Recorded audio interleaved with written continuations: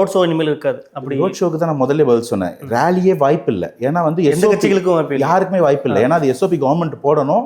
அந்த எஸ்ஓபியை புரிஞ்சுக்கிட்டு போலீஸ் அதுக்கு ஏற்ற மாதிரி ரூல்ஸ், ஆப்ரேஷனல் ரூல்ஸ் போடணும்.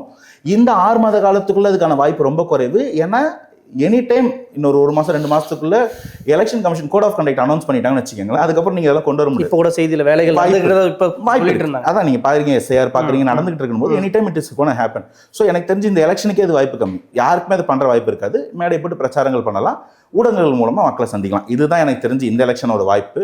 ஒரு காலம் நமக்கு ஒரு கட்டாயத்தை ஏற்படுத்தும். அந்த கட்டாயத்துக்கு உட்பட்டு தான் நம்ம வேலை செய்யணும். இன்னைக்கு கூட நீங்கள் கூப்பிட்டீங்க, மழை, அதனால டிராஃபிக், அந்த கட்டாயத்துக்கு உட்பட்டு தான் நான் வரேன். ஆனால் வரணும், பார்க்கணும், சந்திக்கணும், அதில் அது வெற்றி பெறணும். அதுதான் தாவேக்கோட நிலைப்பாடும், எல்லாருடைய தேவையும். அதுக்கேற்ற மாதிரி அவங்க செயல்படட்டும். இன்னும் வருங்காட்டில் இன்னும் நிறைய விஷயங்கள், நல்ல விஷயங்கள் கேள்விப்படுறோம். அந்த கட்சி வளரட்டும். ரொம்ப சீக்கிரமே வேரில் வெந்நீர் ஊற்றிடாதீங்கன்னு தான் நான் சொல்கிறேன். ஏன்னா இங்கே மாற்றமே இல்லாதது பெரும் கொடுமை. அந்த கொடுமைக்கு வழிவகுத்துறாதீங்க மட்டும்தான் நான் வேண்டுகோள் வைக்கிறேன்.